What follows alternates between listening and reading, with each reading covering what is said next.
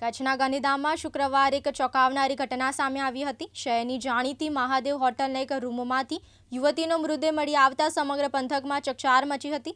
ઘટનાની ગંભીરતાને જોતા એ division police કાફલો તાત્કાલિક ઘટના સ્થળે દોડી ગયો હતો। મળતી માહિતી મુજબ મૃતક ભાવનાબેન હોટલમાં દિલીપ નામના શખ્સને મળવા માટે ગયા હતા। હોટલના રૂમમાં બંને વચ્ચે કોઈ બાબતે ઉગ્ર બોલાચાલી થઈ હતી। આવેશમાં આવીને આરોપી દિલીપે ભાવનાનું ગળું દબાવીને તેને મોતને ઘાટ ઉતારી હતી અને ત્યાંથી નાસી છૂટ્યો હતો। પોલીસે સીસીટીવી ફૂટેજ અને મોબાઈલ લોકેશનના આધારે તપાસ તેજ કરી હતી। એ ડિવિઝન પોલીસે ગણતરીના સમયમાં જ આરોપી દિલીપને ઝડપી પાડીને જેલના સળિયા પાછળ ધકેલી દીધો છે। હત્યા પાછળનું ચોક્કસ કારણ શું હતું અને બંને વચ્ચે કેવા સંબંધો હતા તે દિશામાં પોલીસ અત્યારે ઝીણવટભરી તપાસ કરી રહી છે।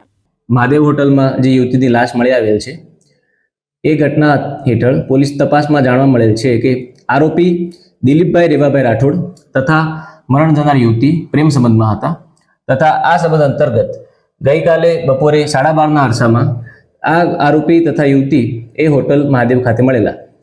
આ મુલાકાતમાં આરોપીને યુવતી પર શંકા લાગી કે એને અન્ય યુવકો સાથે પણ આડ સંબંધ હોય। આ શંકા હેઠળ એને એ યુવતીને ગળે ફાંસો આપીને એનું મૃત્યુ નિપજાવેલ છે તથા એ લાશ ત્યાં હોટલમાં મૂકીને ત્યાંથી ફરાર થઈ ગયેલ છે। હોટલના મેનેજરને પોલીસને જાણ કરતા પોલીસની ટીમ તાત્કાલિક હોટલ ખાતે પહોંચેલી અને તપાસ હાથ ધરેલ હતી। આ તપાસ હેઠળ પોલીસની ટીમે આરોપીને ઝડપી પાડેલ છે તથા આ હેઠળની કાર્યવાહી આગળ હાથ ધરવામાં આવેલી છે। જયશ્રી મહેતા, દિવ્યાંગ ન્યૂઝ, અંજાર, કચ્છ।